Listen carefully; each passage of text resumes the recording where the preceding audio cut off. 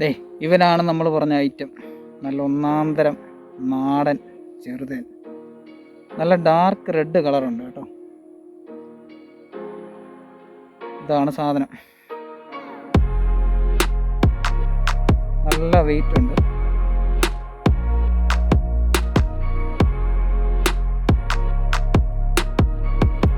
കരിഞ്ജീരകം എന്ന് പറയും. നാച്ചുറൽ ആയിട്ടുള്ള നമുക്ക് ഔഷധമായിട്ടുള്ള ഒരു ബെനിഫിറ്റ് ഉള്ള ഒരുപാടുള്ള ഒരു പ്രോപ്പർട്ടിയാണ്. അതായത് ഇത് ഡയറക്റ്റ് നമ്മൾ മറ്റു പല രീതിയിൽ യൂസ് ചെയ്താലും നമ്മൾ ചെറുതേനിൽ മിക്സ് ചെയ്ത് ഇത് കഴിച്ചു കഴിഞ്ഞാലുള്ള ഹെൽത്ത് ബെനിഫിറ്റ്സ് വളരെ കൂടുതലാണ്. നമുക്ക് ഇമ്മ്യൂണിറ്റി പവർ കൂടാൻ, അതുപോലെ തന്നെ പ്രതിരോധശേഷി, നമുക്ക് നല്ല രീതിയിലുള്ള ന്യൂട്രീഷ്യസ് ഒരുപാട് വാല്യൂ, മെഡിസിനൽ വാല്യൂ വളരെ കൂടുതലാണ്.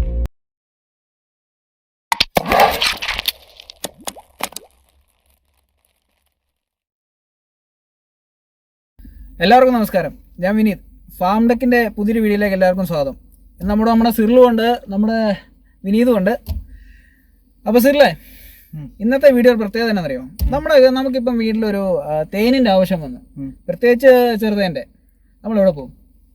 അടുത്തുള്ള ഏതെങ്കിലും ഒരു കടയിൽ പോകും. അപ്പോൾ അത് നമുക്ക് എല്ലാവർക്കും അറിയാം, അതിൻ്റെ ഒരു ജെന്യൂനിറ്റിയുടെ കാര്യമൊക്കെ. അപ്പോൾ അത് തന്നെയാണ് നമ്മുടെ ഇന്നത്തെ ടോപ്പിക്കും.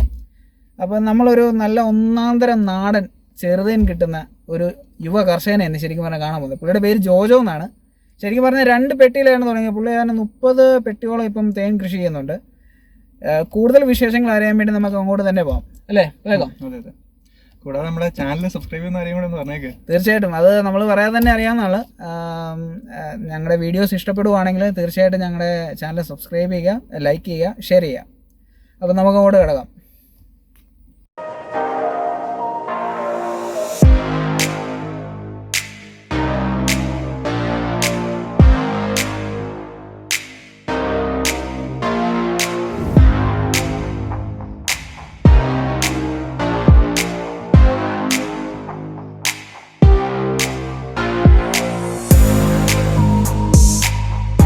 ജോജോ നമുക്ക് വേണ്ടി എല്ലാം റെഡിയാക്കി വെച്ചേക്കുമെന്നാണ് പറഞ്ഞത്. അവിടെ എല്ലാം പ്രിപ്പയർ ആയെന്നാണ് തോന്നുന്നത്. ജോജോ നമസ്കാരം. അപ്പം എല്ലാം സെറ്റാക്കി വെച്ചിട്ടുണ്ടല്ലേ? നമ്മുടെ ഒരു 2-3 വർഷം പഴക്കമുള്ള ഒരു കൂടാണ്. വളരെ ആക്റ്റീവ് ആയിട്ടുള്ള ഒരു തേനീച്ച കൂടാണ്, ചെറു തേനീച്ചയുടെ. നമ്മൾ ഇന്ന് ഓപ്പൺ ചെയ്യാണ്. ഓക്കെ. അതിന്റെ ഡീറ്റെയിൽസിലോട്ട് പോവാം. തീർച്ചയായിട്ടും പോവാം. അപ്പം ജോജോ, ഞാൻ ഈ ഒരു ഡീറ്റെയിൽസിനകത്ത് കിടക്കുന്നതിന് മുമ്പ് ശരിക്കും പറഞ്ഞിട്ടുണ്ടെങ്കിൽ എല്ലാവരും ചോദിക്കുന്ന ചോദ്യത്തിന് വേറൊരു ചോദ്യമാണ് ചോദിക്കുന്നത്. അതായത് നമുക്ക് ഈ ഒറിജിനൽ ചെറുതേനും ഡ്യൂപ്ലിക്കേറ്റും തമ്മിൽ തിരിച്ചറിയാൻ വല്ല വഴിയുണ്ടോ? തിരിച്ചറിയാനായിട്ട് ഏറ്റവും പ്രാക്ടിക്കൽ ആയിട്ടുള്ള ഒരു ഐഡിയ എന്ന് പറഞ്ഞാൽ, പലതരത്തിലുള്ള സയന്റിഫിക് ഇതൊക്കെ പറയുന്നുണ്ട്. ഏറ്റവും പ്രാക്ടിക്കൽ ആയിട്ടുള്ള ഒരേ ഒരു ഐഡിയ എന്ന് പറഞ്ഞു കഴിഞ്ഞാൽ, നമ്മൾ ഡെയിലി യൂസ് ചെയ്യാന്നുള്ളതാണ്. നമ്മൾ വെസ്റ്റേൺ കൺട്രീസിലാണെങ്കിലും എവിടെയാണെങ്കിലും എല്ലായിടത്തും തേനിന്റെ ഉപയോഗം ഡെയിലി ആയിട്ട് യൂസ് ചെയ്യുന്നുണ്ട്. കാരണം അതിന്റെ മെഡിസിനൽ വാല്യൂ, അതിന്റെ ക്വാളിറ്റി, നമുക്കുണ്ടാകുന്ന ഹെൽത്ത് ബെനിഫിറ്റ്സിനെ പറ്റിയുള്ള ഒരു നോളജ് സൊസൈറ്റിയിലുണ്ട്. പക്ഷെ കേരളത്തെ സംബന്ധിച്ച് അല്ലെങ്കിൽ ഇന്ത്യയെ സംബന്ധിച്ച് ആ ഒരു നോളജ് വളരെ കുറവാണ്. കാരണം ഒരു മെഡിസിനൽ പ്രോപ്പർട്ടി അല്ലെങ്കിൽ ആ ഒരു രീതി മാത്രമാണ് ആൾക്കാർ കാണുന്നത്. ഡെയിലി ലൈഫിൽ നമുക്ക് കഴിക്കാൻ പറ്റുന്ന ഒരു ഭക്ഷണമായിട്ട് നമ്മൾ ഇതിനെ കാണണമെന്നുള്ളതാണ്. കാരണം വല്ലപ്പോഴും മാത്രം യൂസ് ചെയ്യുമ്പോഴത്തേക്കും റിയൽ ഏതാണെന്ന് അറിയാൻ പറ്റാത്തത്. നമ്മൾ വല്ലപ്പോഴും ഇടയ്ക്കിടയ്ക്കായിട്ട് ദിവസേനയോ അല്ലെങ്കിൽ വല്ലപ്പോഴും എങ്കിലും ഒരു രീതിയിൽ യൂസ് ചെയ്തിട്ടുണ്ടെങ്കിൽ, അതായത് ചെറുതേനാണെങ്കിലും വൻതേനാണെങ്കിലും യൂസ് ചെയ്തിട്ടുള്ള ഒരു പരിചയത്തിൽ നിന്ന് അതിന് ടേസ്റ്റ് ഐഡന്റിഫൈ ചെയ്യാൻ സാധിക്കും. ടേസ്റ്റിൽ തന്നെ നമുക്ക് ആ വ്യത്യാസം അറിയാൻ പറ്റും. ഏറ്റവും മെയിൻ ആയിട്ട് അറിയാൻ പറ്റുന്നത്. കാരണം അതിനകത്ത് എല്ലാം ഉണ്ട്. കാരണം ഫൈനൽ ആയിട്ടുള്ള അല്ലെങ്കിൽ കളർ ഷെയ്ഡ് ആണെങ്കിലും അതൊക്കെ ആർട്ടിഫിഷ്യൽ ആയിട്ട് ചെയ്യാൻ പറ്റും. കളർ ആണെങ്കിലും അതിന്റെ ഡെൻസിറ്റി ആണെങ്കിലും അതെല്ലാം മാർക്കറ്റിൽ ഇപ്പം അവൈലബിൾ അല്ലാത്ത കെമിക്കൽസ് ഒന്നുമില്ല. ഒറിജിനലിനെ വെല്ലുന്ന രീതിയിലുള്ള കെമിക്കൽസ് അവൈലബിൾ ആണ്. അപ്പം നമ്മൾ യൂസ് ചെയ്തതിലൊരു പരിചയം ഉണ്ടാക്കിയെടുക്കണം. പിന്നെ അല്ലാതുള്ള സാമ്പിൾസ് എന്ന് വെച്ച് കഴിഞ്ഞാൽ വെള്ളത്തിൽ കലരത്തില്ല, വളരെ ഫാസ്റ്റ് ആയിട്ട് തേൻ കലരത്തില്ല. ചെറുതേൻ എന്ന് പറഞ്ഞാൽ ഡെൻസിറ്റി വളരെ കൂടുതലാണ്, തിക്നെസ് വളരെ കൂടുതലായതുകൊണ്ട് തന്നെ വെള്ളത്തിൽ വളരെ പെട്ടെന്ന് കലരത്തില്ല. അങ്ങനെ ഒരു പ്രത്യേകത ഉണ്ട്. പിന്നെ നമ്മള് മൂവ്മെന്റ്സിൽ അതുകൂടെ അറിയാൻ പറ്റും. ഒരു ബോട്ടിലിനകത്താണെങ്കിൽ അത് മൂവ്മെന്റ് ചെയ്യുമ്പോഴത്തേക്കും, ഇതിപ്പോ ഞാൻ ചെറുതേൻ കാണിക്കുക, ഇതിപ്പം ഫീഡ് കൊടുക്കാനായിട്ട് ഈ കോളനിക്ക് വേണ്ടി എടുത്തിരിക്കുകയാണ്. ഈ മൂവ്മെന്റിലൂടെ അറിയാൻ പറ്റും. വളരെ ഫാസ്റ്റ് ആയിട്ട് വെള്ളം മൂവ് ചെയ്യുന്ന പോലെ മൂവ് ചെയ്യത്തില്ല. കുറച്ച് സ്ലോയിലായിരിക്കും അത് മൂവ് ചെയ്യുന്നത്. കാരണം ഡെൻസിറ്റി തിക്നെസ് കൂടുതലായതുകൊണ്ട് തന്നെ അതിന്റെ ഒരു കാര്യമുണ്ട്. അതുപോലെ ഒരുപാട് കാര്യങ്ങളുണ്ട്. മെയിനായിട്ട് ഏറ്റവും ഫൈനലായിട്ട് അറിയാൻ പറ്റുന്ന സാധാരണക്കാരനെ സംബന്ധിച്ച് മനസ്സിലാക്കാൻ ഇതൊക്കെ അത്ര പ്രാക്ടിക്കൽ അല്ല. അവരെ സംബന്ധിച്ച് അത് ഈസി അല്ല.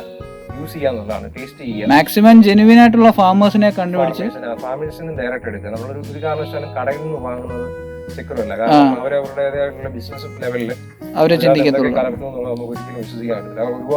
ഒരുപാട് ആളുകൾക്ക് ഇതുപോലെ ഹെൽത്ത് ഇഷ്യൂസ് ഉണ്ടാകുന്നുണ്ട്. കാരണം ഒറിജിനൽ അല്ലാത്തതുകൊണ്ട് മോശം ചെറുതേനായാലും മറ്റേനായാലും ഉപയോഗിച്ച് കഴിഞ്ഞിട്ടുള്ള മറ്റ് അസുഖങ്ങളും ഒരുപാട് പ്രശ്നങ്ങളുണ്ടാകും. കർഷകരിൽ നിന്ന് നേരിട്ട് വാങ്ങുക, പിന്നെ കർഷകർക്ക് സപ്പോർട്ട് ചെയ്യുക. തീർച്ചയായിട്ടും. അപ്പൊ ഇതാണ് നമ്മുടെ ജോജോ. അത് ഇതുകൊണ്ട് തന്നെയാണ് ഞങ്ങൾ ജോജോ അന്വേഷിച്ചു വന്നത്. ശരിക്കും പറഞ്ഞിട്ടുണ്ടെങ്കിൽ ഞങ്ങൾ നമ്മുടെ ഏരിയയിൽ നമ്മൾ ഒരുപാട് അന്വേഷിച്ചു ശരിക്കും ഈ ചെറുതേൻ്റെ കൃഷി ചെയ്യുന്ന ഒരാളെ കാണാൻ. അപ്പോൾ അങ്ങനെയാണ് നമ്മുടെ ഒരു സുഹൃത്ത് ഇതുപോലെ നമ്മളോട് പറഞ്ഞത് ജോജോയുടെ കാര്യവും. അങ്ങനെയാണ് നമ്മളിവിടെ എത്തിയത്. അപ്പോൾ തീർച്ചയായിട്ടും ഇനിയിപ്പം നമ്മൾ ചോദിക്കാൻ പോകുന്ന ചോദ്യങ്ങളെന്ന് പറഞ്ഞാൽ എത്ര വർഷമായി ശരിക്കും? ഇപ്പോൾ ശരിക്കും പറഞ്ഞാൽ ഒരു 5ാം ക്ലാസ് 6ാം ക്ലാസ് സമയത്ത് ഒരു ക്രൈസ് തുടങ്ങിയതാണ്, ഒരു താല്പര്യം തോന്നിയത്. അപ്പം അമ്മാവരാണ് ശരിക്കും ഒരു സപ്പോർട്ട് തന്നത്, ഇൻസ്പിറേഷൻ. അങ്കിള് ഇതുപോലെ ചെറുപ്പം തന്നെ ചെയ്യുന്നതാണ്. അപ്പോൾ അദ്ദേഹത്തിൽ നിന്നുള്ള അറിവുകൾ കിട്ടി. പിന്നെ സുഹൃത്തുക്കളുടെ വഴി പല രീതിയിലുള്ള അനുഭവങ്ങളിൽ നിന്നൊക്കെ മനസ്സിലാക്കിയതാണ്. അതായത് പെട്ടെന്നൊരു സുപ്രഭാതത്തിൽ നമുക്ക് തുടങ്ങാൻ പറ്റുന്ന ഒരു കാര്യമല്ല. വർഷങ്ങളോളം നിരന്തരം പരിശ്രമത്തിലൂടെ മാത്രമേ ആക്കുള്ളൂ. വളരെ ഈസി ആയിട്ട് ചെയ്യുന്നുണ്ട്, പക്ഷെ അതിന്റെയൊക്കെ ഔട്ട്പുട്ട് എന്ന് പറഞ്ഞാൽ അതനുസരിച്ച് ഡിഫറെന്റ് ആയിരിക്കും. അപ്പൊ തുടങ്ങിയപ്പോ എത്ര പെട്ടി ഉണ്ടായി? തുടങ്ങിയപ്പോ ശരിക്കും പറഞ്ഞാൽ ഒരു പെട്ടി ഇല്ലായിരുന്നു.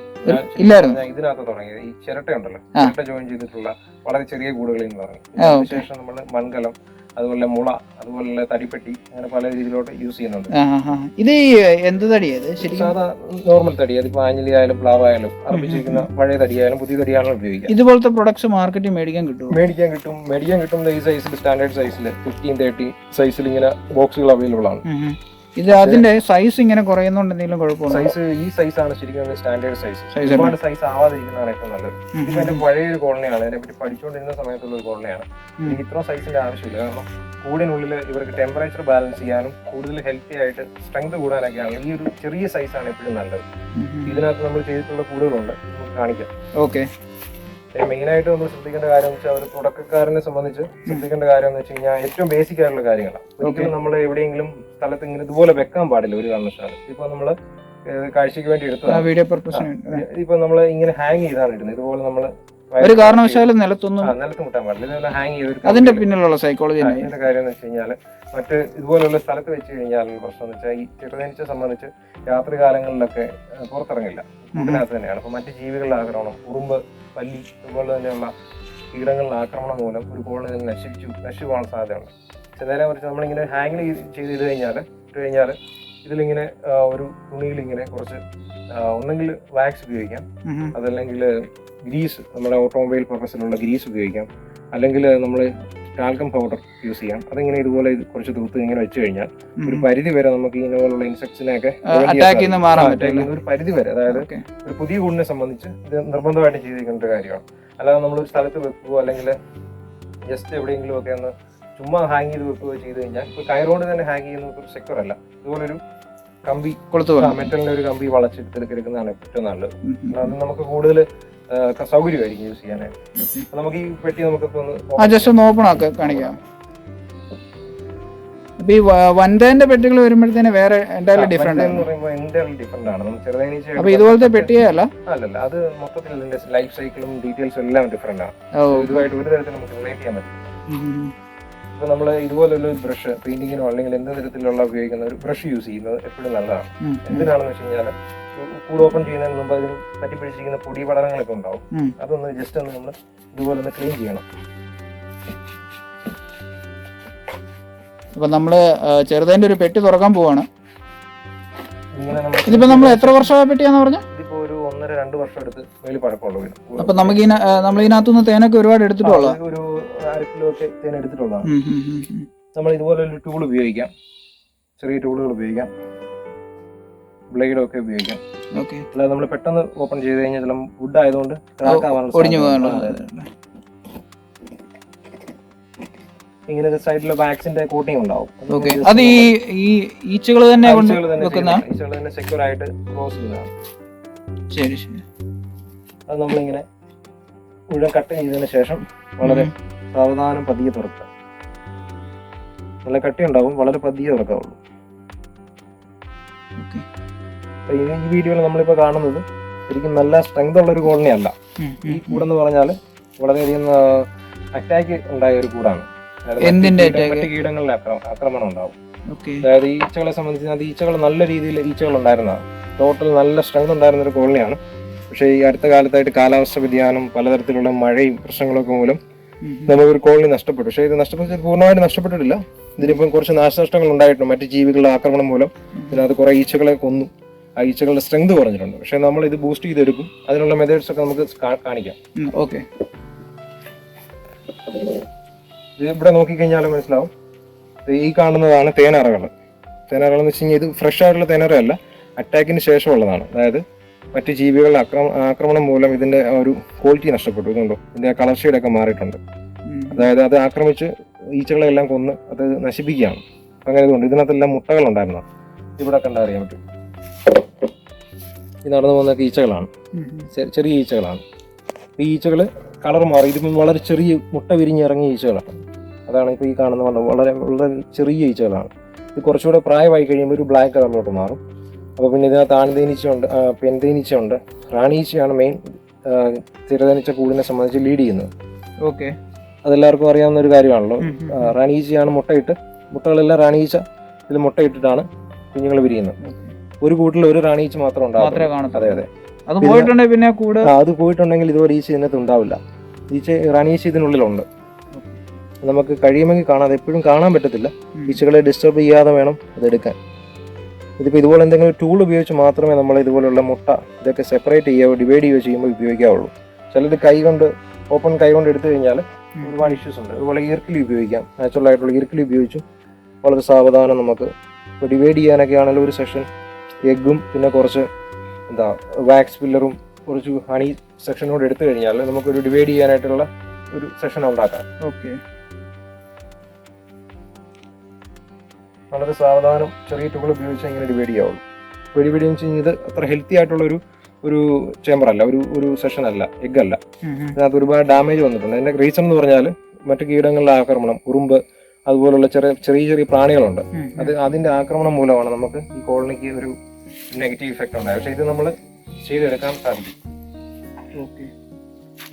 പിന്നെ നമ്മൾ ഇതുപോലെയുള്ള ഒരു നാശനഷ്ടം ഉണ്ടായിരിക്കുന്ന സമയത്ത് നമ്മൾ ചെയ്യുന്നത് വെച്ച് കഴിഞ്ഞാൽ മെയിനായിട്ട് ചെയ്യുന്നത് ഫീഡ് കൊടുക്കുക എന്നുള്ളതാണ്. കാരണം തേൻ കളക്ട് ചെയ്യാനും ഈ കുഞ്ഞുങ്ങളാണ്, ചെറിയ കുഞ്ഞു ഈച്ചകളൊക്കെ ഉണ്ട്. അപ്പൊ അവർക്ക് ഹെൽത്തി ആയിട്ടിരിക്കാനും മറ്റു ഫുഡിന്റെ ഒരു സോഴ്സ് ഇല്ല. അപ്പൊ അതുകൊണ്ട് നമ്മൾ ചെറുതേനിൽ തന്നെ ഒരു അല്പം മഞ്ഞളും ചേർത്ത്, ശകലം മഞ്ഞളോട് ചേർക്കും. ചെറുതേനും വൻതേനും ചിലർ ഉപയോഗിക്കാറുണ്ട്. ചെറുതേൻ ഉപയോഗിക്കുന്ന ഏറ്റവും നല്ലത്.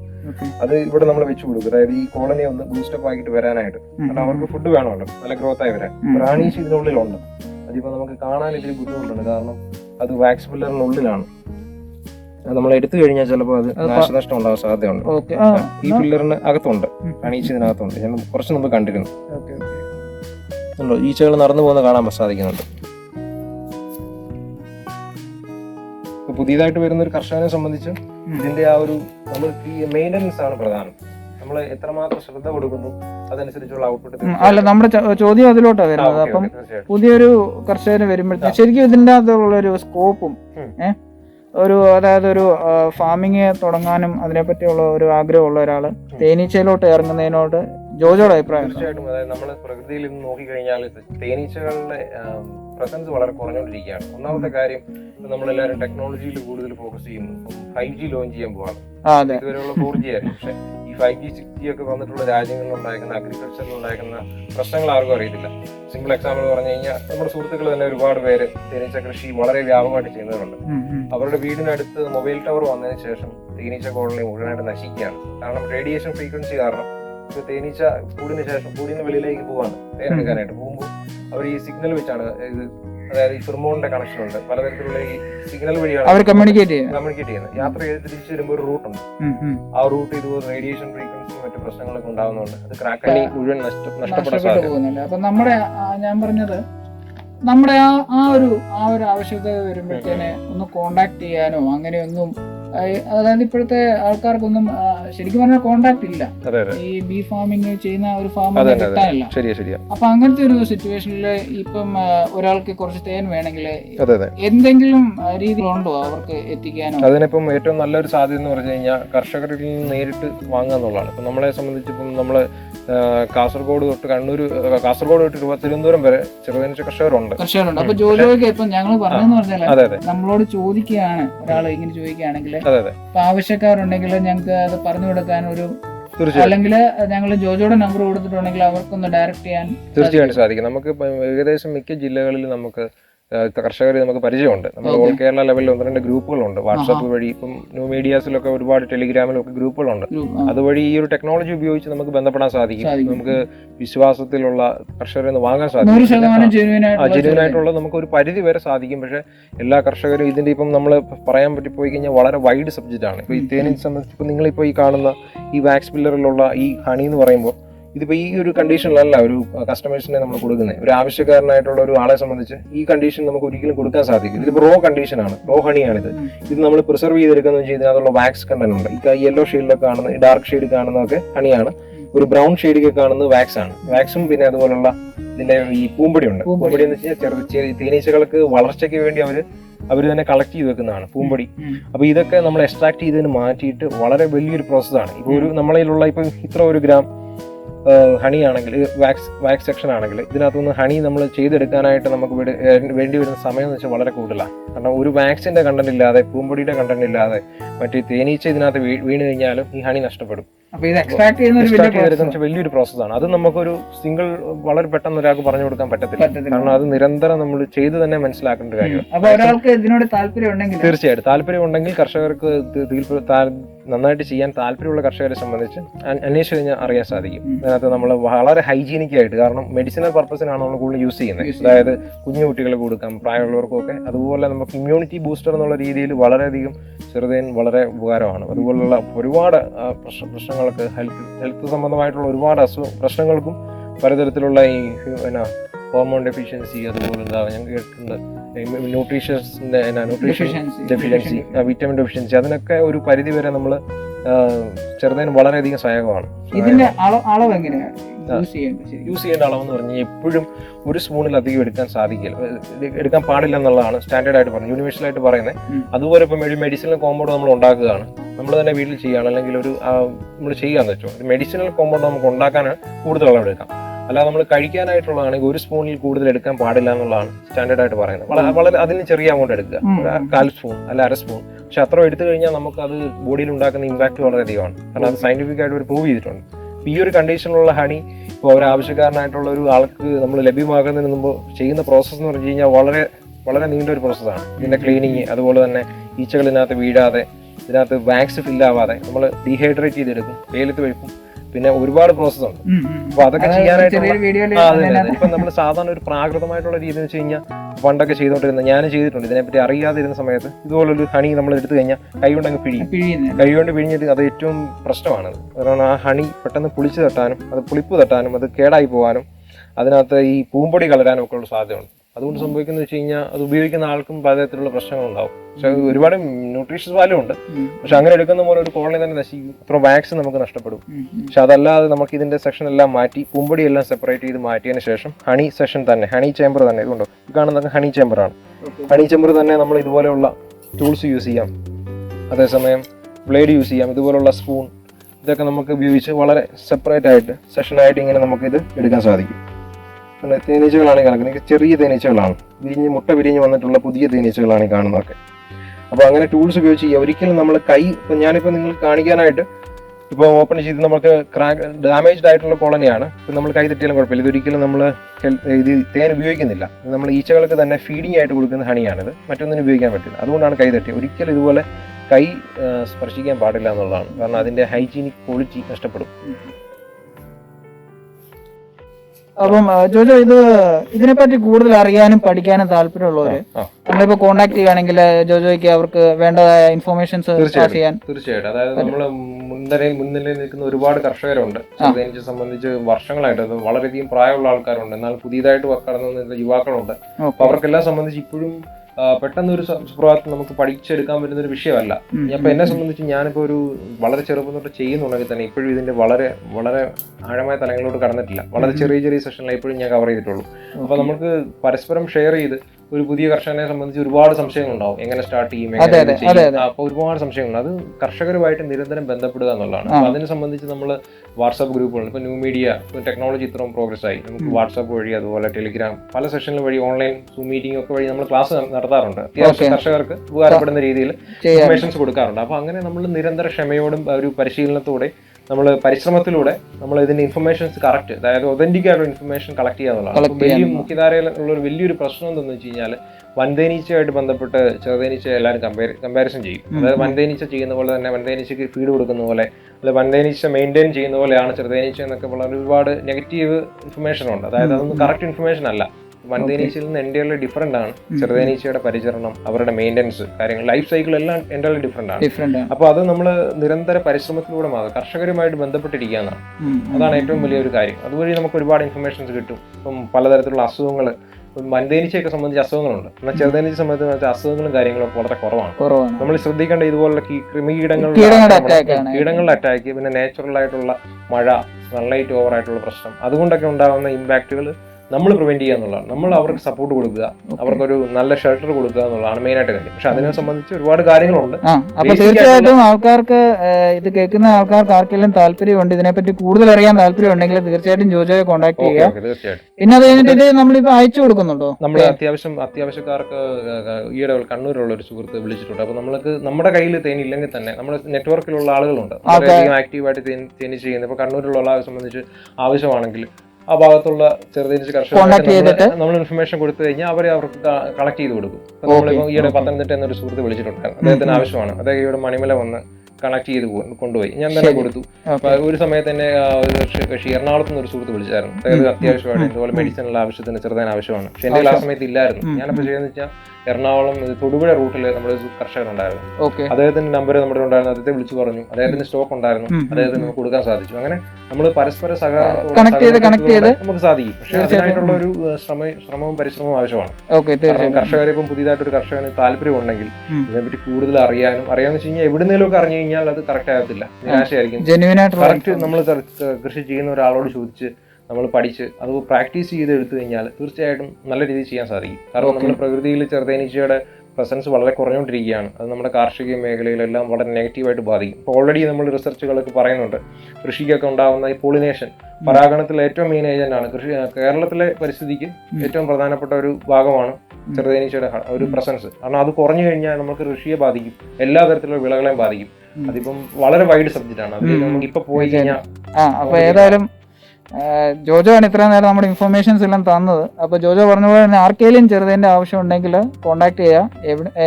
ജോജോയുടെ കോൺടാക്റ്റിലുള്ളവരെയും എല്ലാം കോൺടാക്ട് ചെയ്ത് തീർച്ചയായിട്ടും അത് എത്തിച്ചു തരുന്നതായിരിക്കും. 1 ലിറ്റർ അല്ലേ? ഇപ്പം നമുക്ക് ഒരു ആവറേജ് ഒരു പെട്ടിക്കകത്ത് നമുക്ക് എത്ര വരെ അവൈലബിൾ? ഡിപ്പെൻഡ് ഓൺ ക്ലൈമറ്റ്, പിന്നെ അതിന്റെ ഈച്ചകളുടെ സ്ട്രെങ്തിനെ ഡിപ്പെൻഡ് ചെയ്തിരിക്കും. ഓക്കെ, നല്ല സ്ട്രോങ് കോളനിയാണ്. നമ്മൾ അതുപോലെ ട്രീറ്റ് ചെയ്യുന്നതാണെങ്കിൽ നോർമലി നമ്മൾ നോക്കി കഴിഞ്ഞാൽ ഒരു 3/4 കിലോ ഒക്കെ എങ്ങനെയാലും കിട്ടുമല്ലേ? ഇതെന്ന് വെച്ചാൽ 1.5 വർഷം കൂടി എടുക്കുമ്പോൾ, ഓക്കെ, 1 വർഷം എടുക്കുമ്പോഴേ 1.5 വർഷം കൂടി നമുക്ക് മെയിനായിട്ട് ചെറുതാനല്ലേ?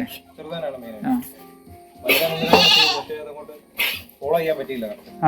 ഇത് നല്ലൊരു സ്ട്രോങ് കോളനിയാണ്. ഭയങ്കര ഹിസ്റ്ററി ഉള്ളൊരു കോളനിയാണ്. ഇതുകൊണ്ട് ഞാൻ ഇടയ്ക്ക് ശ്രദ്ധിക്കാൻ വന്നപ്പോൾ താഴെ വീണ് പൊട്ടി. താഴെ വീണ് ഈ ചട്ടി പൊട്ടിയിരിക്കുന്നുണ്ടോ? പൊട്ടിയിട്ട് ഈച്ചകൾ തന്നെ അത് ജോയിൻ ചെയ്തു. അവര് നിലത്ത് കിടക്കുക, ഒരു മാസത്തോളം നിലത്ത് കിടക്കുക. ഞാൻ അതിനുശേഷം വന്ന് നോക്കി കഴിയുമ്പോൾ ഈച്ചകൾ അതിനകത്തുണ്ട്. ഈ പൊട്ടിയിരിക്കുന്ന പ്രൊപ്പോർഷൻ എല്ലാം ഇവര് വാക്സ് വെച്ച് ഒട്ടിച്ചതുകൊണ്ട് ഇവിടെ എല്ലാം പൊട്ടല പൊട്ടി താഴ്ന്നിരിക്കുക. മുഴുവൻ വാക്സ് വെച്ച് ഒട്ടിച്ചു. നല്ല സ്ട്രോങ്. അവര് തന്നെ ചെയ്ത് 8 വർഷം മേളിലായി പഴക്കമുണ്ട്. അവര് തന്നെ സ്ട്രോങ് ആക്കി എടുത്തു. അടിപൊളി. ഇതിനകത്ത് ഒരു 1/2 കിലോ എടുത്ത് എപ്പോഴും സീസണിൽ കിട്ടും. 1/2 കിലോ അല്ലേ? എനിക്ക് തോന്നുന്നു ഈ നാച്ചുറൽ കണ്ടെയ്നർ ആണ് എപ്പോഴും നല്ലത്. എല്ലാവരും ഇപ്പൊ PVC ഒക്കെ പ്രിഫർ ചെയ്യുന്നുണ്ട്.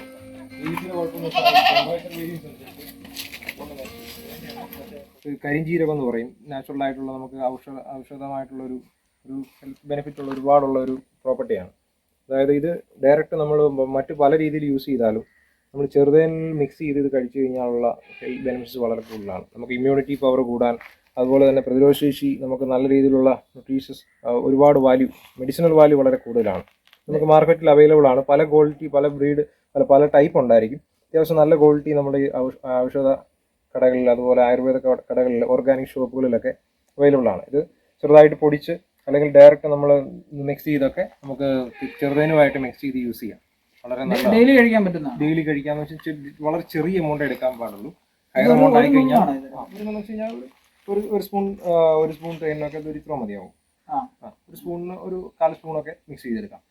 കാരണം അത് വെറും വയറ്റിൽ അങ്ങനെ വല്ലതും ഉണ്ടോ? വെറും വയറ്റിൽ കഴിക്കുന്നതിനും കുഴപ്പമില്ല. അതൊന്ന് ഒരു ഡോക്ടറിന്റെ പ്രിസ്ക്രിപ്ഷനോ അല്ലെങ്കിൽ ഒരു വൈദ്യന്റെ ഒരു പ്രിസ്ക്രിപ്ഷനോ ഉണ്ടെങ്കിൽ വളരെ നല്ലതായിരിക്കും. കാരണം അതിന് ഓരോ മറ്റ് എന്തെങ്കിലും അസുഖത്തിന് മരുന്ന് കഴിക്കുന്ന ആളെ സംബന്ധിച്ച് ഇത് വളരെ ഓർഗാനിക് ആണെങ്കിൽ തന്നെ ഇതിനകത്തും എലമെന്റ്സ് ഉള്ളതുകൊണ്ട് അതൊരു കറക്റ്റ് ഒരു ഒതന്റിക് ഇത് അന്വേഷിച്ചിട്ട് ചെയ്യുന്നതായിരിക്കും നല്ലത്. നോർമലി നമ്മൾ ഒരു എന്താ പറയുന്നത് ലഞ്ചിന് ശേഷം ഡിന്നറിന് ശേഷമൊക്കെ കഴിക്കാം. കാരണം ഭക്ഷണത്തിന് ശേഷം കഴിക്കാം, കൂടുതൽ നല്ലതായിരിക്കും. രാവിലെ കഴിച്ചു കഴിഞ്ഞാൽ നല്ലതാണ്. പക്ഷേ എന്നാൽ ചിലർക്ക് എന്തെങ്കിലും അസുഖത്തിനൊക്കെ എന്തെങ്കിലും മരുന്ന് കഴിക്കുന്ന ഒരു പ്രായമായവർക്ക് ചിലർക്കൊക്കെ എന്തെങ്കിലും എന്താ പറയുന്നത് ബോഡി ലാംഗ്വേജ് പ്രകാരം എന്തെങ്കിലും വേറെ എന്തെങ്കിലും പ്രശ്നം ഉണ്ടെങ്കിൽ ഫിസിക്കലി വേറെ എന്തെങ്കിലും പ്രശ്നം ഉള്ളവർക്കാണെങ്കിൽ വേരിയേഷൻ ഉള്ളവർക്കാണെങ്കിൽ ചിലപ്പോൾ രാവിലെ കഴിക്കുന്നത് അത്ര നല്ലതായിരിക്കില്ല. അത് അന്വേഷിച്ചതിന് ശേഷം കഴിക്കുന്നതായിരിക്കും നല്ലത്. എന്തായാലും ഒരുപാട് മെഡിസിനൽ വാല്യൂ ഉള്ളതാണ്. നമ്മൾ ചെറുതേൻ മാത്രമാണ് ഇതിലൂടെ കറക്റ്റ് കോമ്പോസിഷൻ ഇതുമായിട്ട് കറക്റ്റ് കമ്പോസ് ആവുന്ന ഇത് തന്നെയാണ്. അപ്പം ജോജോ ഏതായാലും ഇത്ര ഇൻഫോർമേഷൻ പാസ് ചെയ്തതിന് ഒരുപാട് നന്ദിയുണ്ട്. അപ്പം ആർക്കെങ്കിലും ജോജോയെ കോൺടാക്ട് ചെയ്യണമെന്നുണ്ടെങ്കിൽ ഞങ്ങൾ നമ്പറും ഡീറ്റെയിൽസും എല്ലാം ഡിസ്ക്രിപ്ഷനിൽ ഇടുന്നുണ്ട്. അത് എല്ലാവരും ചെക്ക് ചെയ്യുക. അപ്പം താങ്ക് യു സോ മച്ച്.